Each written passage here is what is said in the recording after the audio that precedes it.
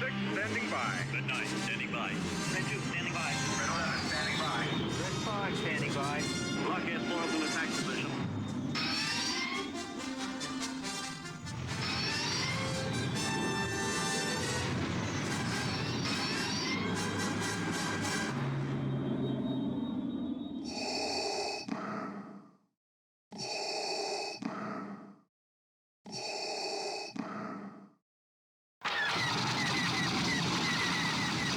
There's too many of them.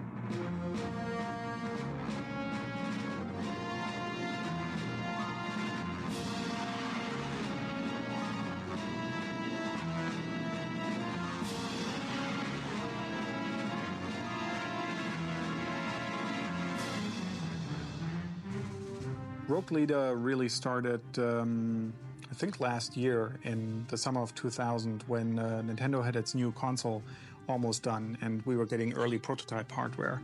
And at that point in time, everybody having worked on Battle for Naboo, an Episode 1 game for the Nintendo 64, here at Factor 5 decided, hey, now's the time to do a follow-up to our most successful game up to that date, which was Rogue Squadron on the Nintendo 64. And GameCube, as the machine wasn't even called at that time, was really perfect for envisioning the Star Wars universe or recreating the Star Wars universe, especially the classic Star Wars universe, in a way which never has been possible before in interactive media. And we set out, we had a 19-day time frame for a Japanese trade show called Space World to create a teaser version. LucasArts said, yeah, you can do it, you've got the hardware, so let's give it a try. And Nintendo wanted to present the new hardware there. So we brought a fight, first of all, an introduction cutscene, which is on this DVD as a teaser trailer, that and a playable version of the Death Star Endurance level, which you can unlock here. We brought that together in the 19 days, which was a really stunning proof of concept that you could, on this new machine, GameCube, create games very, very, very quickly with high production values, which was important. And that then basically, over the next half year, while we finished Battle for Naboo, led into the real Rogue Leader, which was actually started in February of this year, 2001. Tense moment. Doing fog. Doing fog?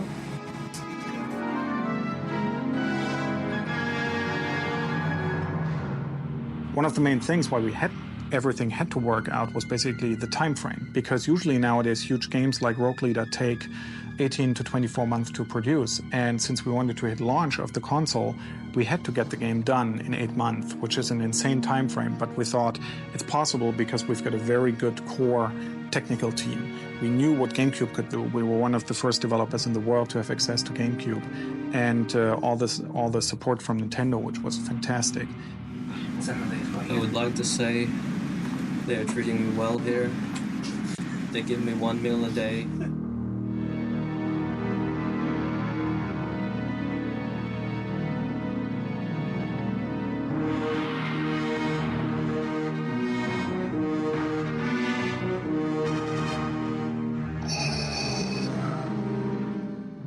The typical game production for this, which is probably pretty much a prototype for how making a game works, started in, I guess, late December of 2000, where basically the team sat down, or a core team sat down. In this case, the mission designers, myself as the director, Brett Toasty, the producer, and then various people who wanted to join. And we sat down and tried to flesh out a design. And at that point, really, the planning with the programming team starts.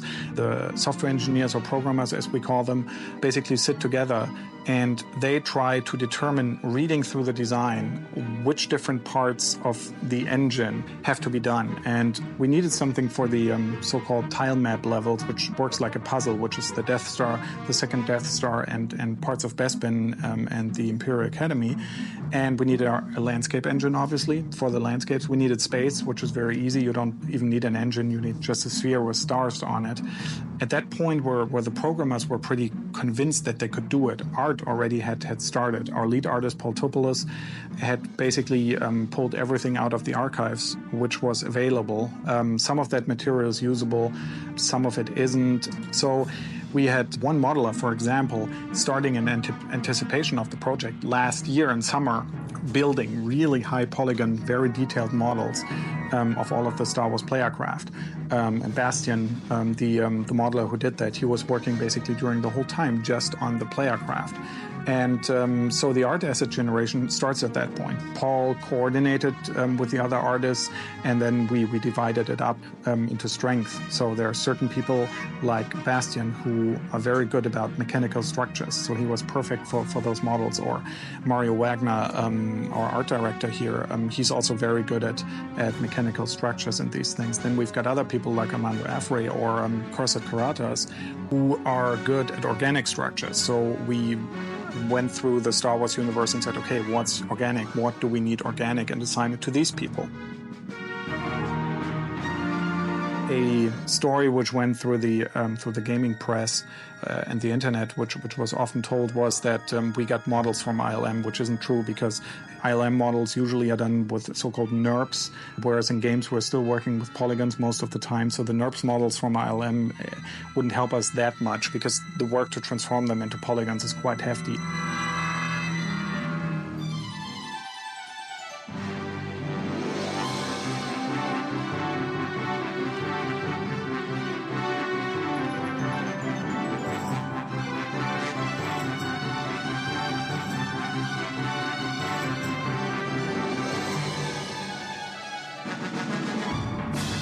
The next challenge then, if you're getting the first art assets together and the programmers have created the basis of your engine, at that point, hopefully the mission designers come in. And Jamie, Al, Chris, and Chris Crawford, our level designers, they basically came in and grabbed all the art assets at the time, and then in a proprietary tool, which we have been using for years and have developed here, are basically grabbing all of these assets and placing them, and they can transform them into a game with the assets which they get from the programmers. So basically, if you've got a TIE fighter, they can tell in the tool the TIE fighter to behave in a certain way. That's in a very crude form the description of how you create a game.